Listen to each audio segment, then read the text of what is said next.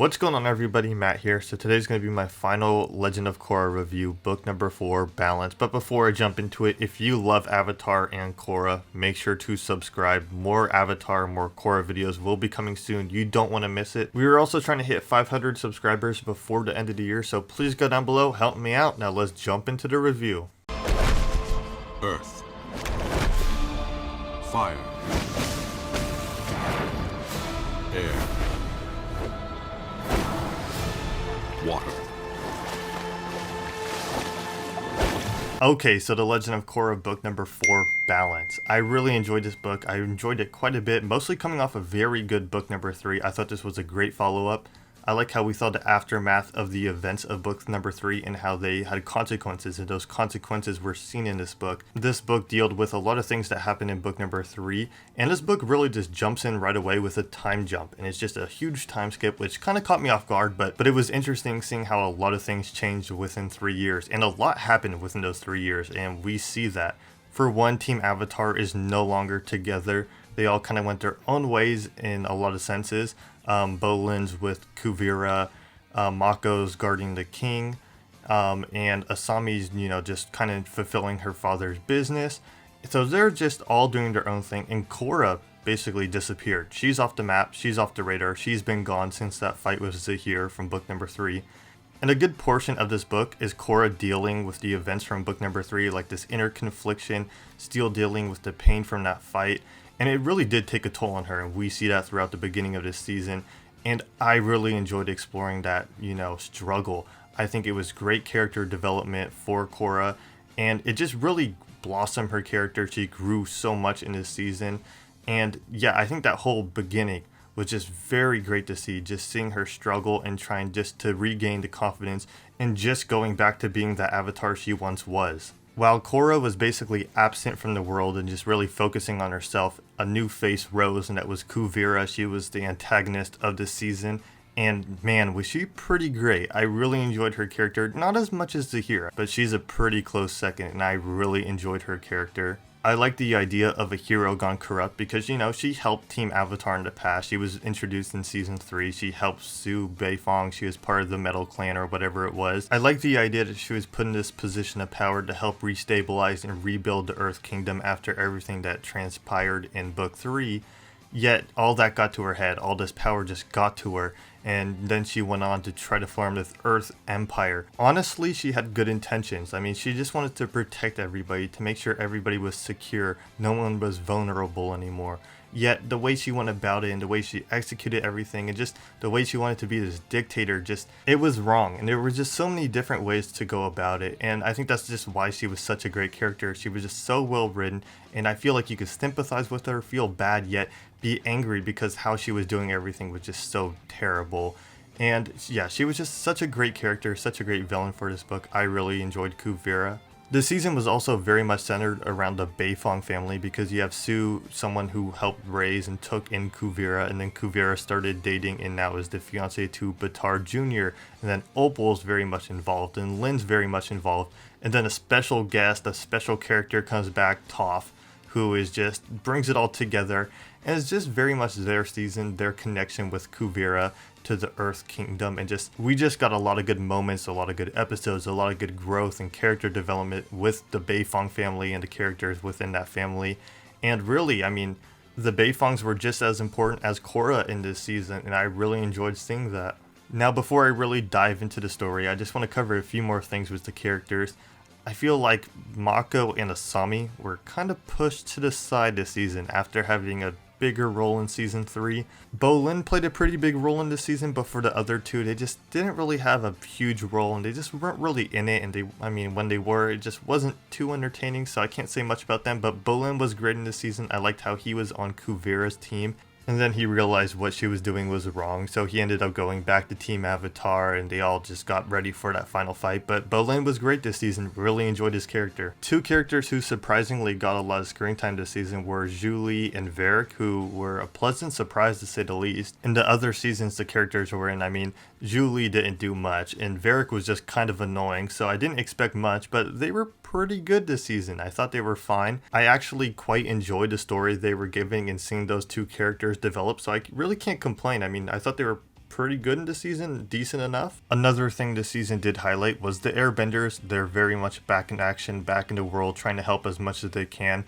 Jinora, Kai, Tenzin, all the other airbenders played a decent role in this season. I really enjoyed seeing those characters again. Just having the airbenders' presence back in the world was just amazing to see. We finally got to see more airbenders. We saw it a little bit in season 3, but just having them throughout the world helping people, it was just all nice to see, so I did enjoy that about the season. So I'm going to transition into the bulk of the story, starting with Korra's story, and I really enjoyed what they did with Korra's character, her development, her struggles. And it starts off with her disappearing for 3 years. She's still recovering from that fight with Zahir. And obviously, you could tell it took a huge toll on her. She was very weak. She trained with Katara a little bit. It wasn't really easy for her to regain her strength in her legs. And really, I mean, it took all the way up until the midpoint of the season for her to really become who she once was. You saw the struggles. You saw her really just having a hard time going back to the avatar she once was. She ends up actually leaving home, and everybody thought she was going back to Republic City, but she ended up going away, just trying to get away from everything. And she goes to this small town where she ends up doing like competitive fighting, I guess, or competitive bending. And, you know, she's struggling with that. She can't really beat an opponent.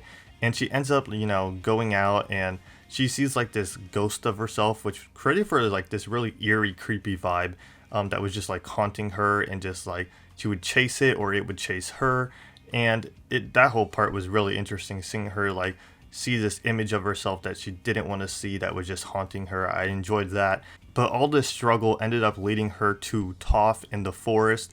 And that was just amazing to finally see Toph again. I was just like, wow. And she felt so true to the character from Avatar: The Last Airbender. It was just so nice to see her back when she interacted with her family. It was so nice. I kind of wish we saw interactions with her and Zuko and Katara, but that didn't happen. I was kind of disappointed that we never got to see those three really reunite. But her reuniting with her kids and Lin and Sue, and reforging that bond that they once had that was broken.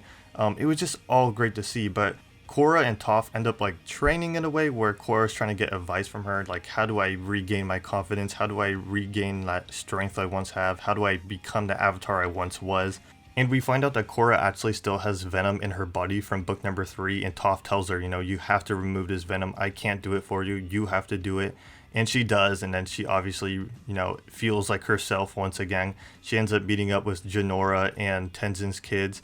And even though that Toph may have seemed very hard on Korra and very stubborn while they were together, in many ways Toph did help Korra so much, and you very much see that. So after Korra meets up with Jinora and Tenzin's kids, she ends up leaving with them to Zaofu. She leaves Toph behind, and they go to Zaofu, and they find out that Kuvira is trying to take over Zaofu to form her Earth Empire. Korra ends up talking to Kuvira. She tells her, you know, you can't take over Zaofu. What you're doing is wrong. They end up getting into a fight, which is very much one-sided. Kuvira just pretty much destroys Korra, and it's hard to watch. It really is. So at some point during all this, Varrick is working on an experiment with spirit vines. He's testing out like weapons that later lead to a giant mech suit, which I'll cover in a little bit.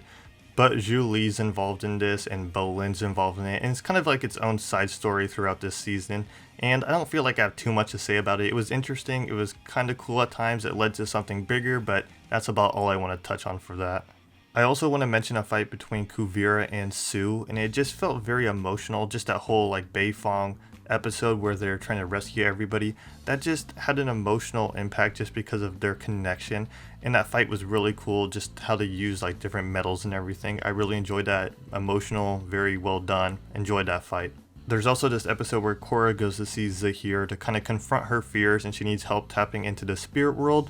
And they end up coming to this agreement where they're like, yeah, Kuvira needs to be stopped. They kind of like agree on that. And it's really this epic scene. I love seeing Zahir back and just those two interacting on the same page, I guess you could say, as kind of allies was kind of cool to see. So I really enjoyed that episode and that moment. So Korra and everybody else, like Tenzin, Lin, everybody in Team Avatar, the president, they all meet up in Republic City, and Kuvira announces she's going to take over the city and bring it in as part of her Earth Empire, which just leads to the end of the story. So Kuvira and her army meet outside of Republic City, and she brings this giant mech suit which has this giant cannon powered by the spirit vines, tying into that Varric storyline I was talking about earlier. But the mech suit was ginormous, it just seems so indestructible. Our characters had such a hard time taking it down, and I will say it did feel kind of weird, and it still does feel kind of weird that there's this giant mech suit in the world of Avatar. It just really doesn't fit for me, I guess you could say. It just feels kind of out of place. It did create for an entertaining ending, it just felt a little too futuristic to me, and just, I don't know, it didn't work too well for me, but maybe it did for you. I don't know, I wasn't too big on the mecha suit idea. But basically everybody goes and fights against this mecha suit. Asami and Varric kind of made like these contraptions to kind of help take down the suit because it's some type of metal, I forget what it is, that is just hard to penetrate through. Asami's dad ends up like sacrificing himself to like cut a hole in.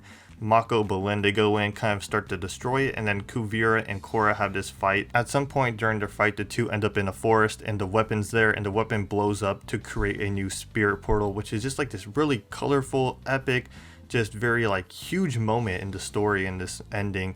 And I don't know, it just created for like this amazing moment, which was just like a really just cool thing to see, which I didn't expect. I didn't expect a new portal to be created, but they created a new spirit portal. Kuvira and Korra actually end up on the other side, and you figure out why Kuvira is doing everything, and she kind of like explains everything. And it's like this relatable moment where it's like you feel for her, but you still did wrong. She ends up getting arrested. Overall, it was a really cool final fight. There was a lot of emotion. There was a lot of sacrifice. It just felt like our heroes weren't going to win a lot of the time, but obviously I knew they would, and they did. Like I said, it wasn't too huge on the mecha suit, but for me, what really carried this finale and final fight was like the emotions and just seeing our characters just go all out and just sacrifice everything to protect the city and to defeat Kuvira.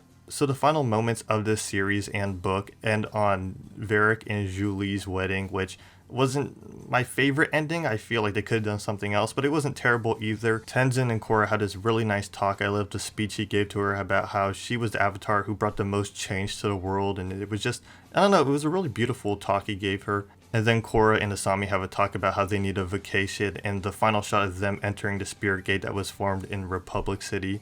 And it was just a really nice note to end the show on. I enjoyed it. It wasn't Avatar: The Last Airbender ending great, but it was still very heartwarming and emotional. And I just really liked how it ended. It ended on a very good note for me, and it wrapped up the story very nicely. Overall, I really enjoyed the story of this fourth book, and it had great payoffs. I still feel like there's a story with these characters, but also at the same time, it did feel like the end of their story, just the way it wrapped up. But overall, I really enjoyed this book. If I had to give it a rating, it'd be in line with the first one, maybe a little bit better, so like a 7.8, 7.9 area. Just seeing all the characters' stories come to an end, like Korra, and then the introduction to a great villain in this book of Kuvira. It was just all great to see Tenzin's story as well.